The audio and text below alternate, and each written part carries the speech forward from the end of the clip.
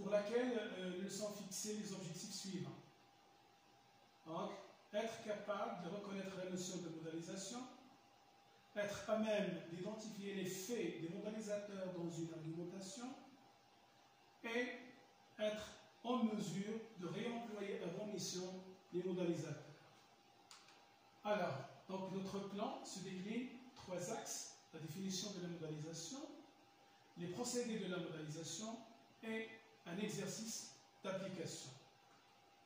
Que dénote la modalisation? Donc, pour répondre à cette question, on a proposé 2 exemples.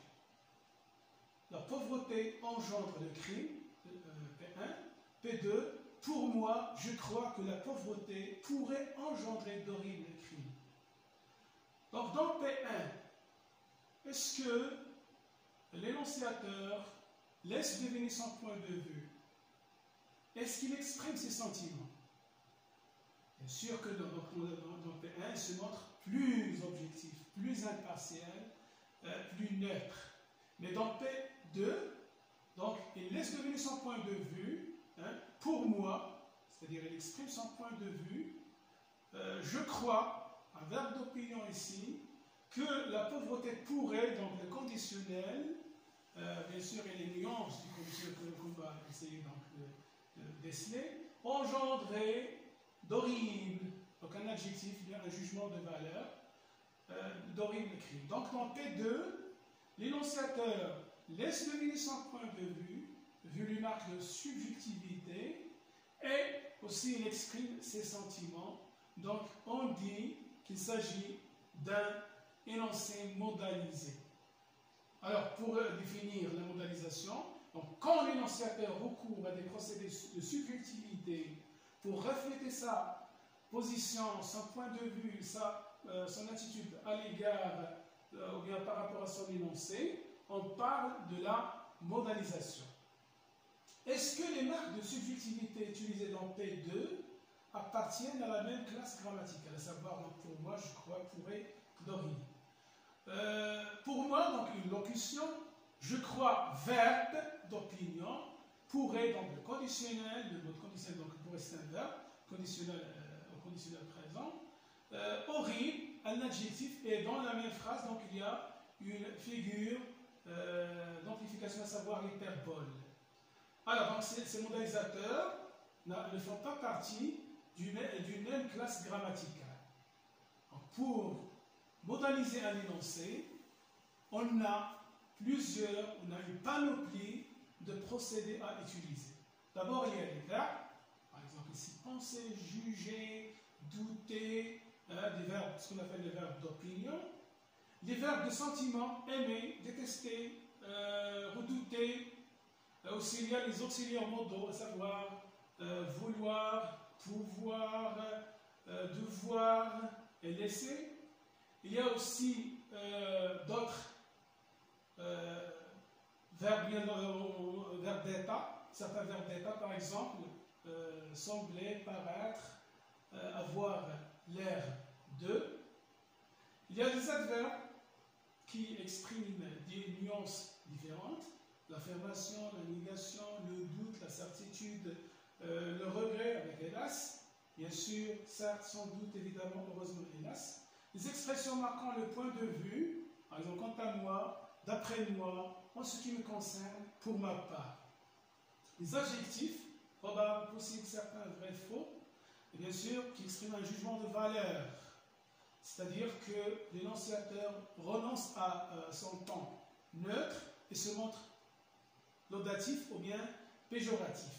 Donc ce jugement de valeur est exprimé à travers les connotations des termes employés. Par exemple, le positif, le négatif, le beau, le laid, le bon, le mauvais. Pourquoi donc il recourt à ces adjectifs, à ces jugements de valeur? C'est pour agir sur la sensibilité, sur les sentiments et les affects de son interlocuteur. Les verbes, ou bien les tournures impersonnelles, il faut, il est nécessaire, il est obligatoire, il est impérieux, etc. La double négation ou la tournure interrogative. Je donne un exemple. Tous les efforts ne peuvent pas camoufler ou bien voiler la vérité. Ils ne peuvent qu'à l'affermir. Donc ici, il y a double négation qui exprime paradoxalement, qui rend paradoxalement l'énoncé plus affirmatif. Les figures de style, comparaison métaphorique, les figures d'analogie, qui ont comme effet expliquer, évaluer pour émouvoir. L'hyperbole, qui consiste à, bien sûr, exprimer une réalité à travers des mots trop forts, à travers des expressions trop exagérées. L'anecdote aussi, qui consiste à dire le moins pour suggérer le plus, et l'antiphrase, car l'énonciateur dit le contraire de ce qu'il devine ou bien de ce qu'il pense. La typographie aussi peut servir comme procédé de modalisation. Les points de suspension, surtout dans un texte dramatique, donc les 3 points de suspension psychanalysent le texte, ils tiennent en suspense l'indécible, ce qui ne doit pas être dit. L'italique, on emploie l'italique pour exprimer des mots profonds, des mots fins, qu'on cherche à différencier, à distinguer du texte pour qu'on ne s'y trompe pas. Les guillemets, donc, d'habitude on se sert des guillemets pour citer quelque chose qu'on ne veut pas prendre en son compte, mais ici il sert aussi à mettre en valeur. Donc voilà donc plusieurs procédés de modalisation. Maintenant, pourquoi on recourt aux modalisateurs? Quel est l'effet de ces modalisateurs dans une argumentation? D'abord, c'est pour amener le destinataire à croire ou à vouloir quelque chose. Deuxièmement, laisser au destinataire la responsabilité de l'interprétation. Ici, on parle de ce qu'on appelle le sous-entendu. Je donne un exemple. Le latex coulé, le latex ici c'est un lait végétal qui est exsudé de certaines plantes caoutchoutifères. Donc ici, le latex coulé, le sang aussi, mais seul le latex était précieux, payé, bien recueilli. Donc c'est un exemple de Marguerite Duras. Donc dans cet exemple, on laisse la liberté au destinataire d'interpréter. Donc il y a le son qui renvoie, qui symbolise la vie, il y a le latex, donc celui végétal. Donc dans cet énoncé, la vie humaine, à savoir le sang, donc vaut moins que le latex. Troisièmement, obliger le destinataire à admettre certaines idées en les présentant comme admises d'emblée. C'est-à-dire, pas question de discuter ou bien de mettre en doute les informations ou bien ce qui est présenté par l'énonciateur. Pourquoi? Parce qu'il est considéré comme étant un acquis et non pas comme une nouvelle information. C'est ce qu'on appelle le présupposé. Quatrièmement, pour influencer le destinataire et pour le persuader.